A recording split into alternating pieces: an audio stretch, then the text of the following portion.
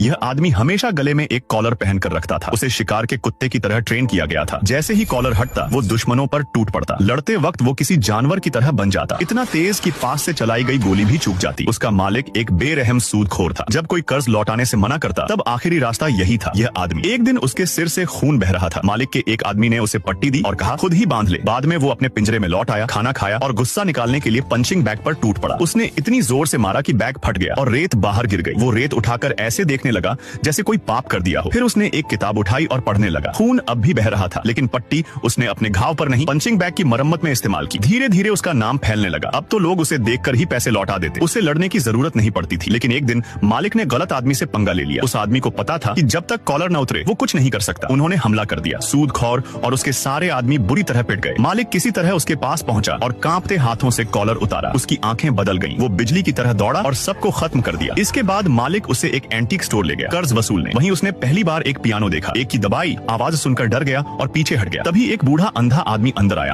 और बोला आओ आकर कीज छूकर देखो। वो धुन में खो गया, लेकिन बाहर की आवाज ने होश वापस ला दिया। वो दौड़कर बाहर गया। मालिक फिर से पिट रहा था। वो संगीत में इतना डूबा था कि कॉलर खोलने का इशारा भी नहीं सुन पाया। सज्जा के तौर पर मालिक ने उसे फिर से पिंजरे में बंद कर दिया। तभी एक आदमी आया, एक अंडरग्राउंड फाइट क्लब का प्रमोटर। उसने मालिक से कहा उसे कर्ज वसूली में मत लगाओ, अब इसे रिंग में उतारो, इसमें ज्यादा कमाई है। मालिक मान गया और उसे गैर कानूनी फाइट क्लब में ले गया। रिंग में खड़ा था चैंपियन जो कभी नहीं हारा था। कॉलर हटते ही वो शांति से रिंग में गया। सिर्फ 3 पंच लगे और चैंपियन हमेशा के लिए शांत हो गया। रास्ते में मालिक ने पूछा क्या चाहिए इनाम में? उसने कहा एक पियानो चाहिए। मालिक हंसने ही वाला था कि तभी एक ट्रक आकर टकरा गया। 3 लोग मशीन गन लेकर उतरे। वो सूदखोर से बदला लेने आए थे। गोलीबारी के बाद वो धीरे धीरे मालिक की लाश के नीचे से निकला। अब उसका कोई ठिकाना नहीं था। घायल, अकेला, वो सीधा उसी पियानो स्टोर पहुंचा। वहीं उसे फिर से वही अंधा बूढ़ा मिला। अब उसकी जिंदगी एक नया मोड़ लेने वाली थी।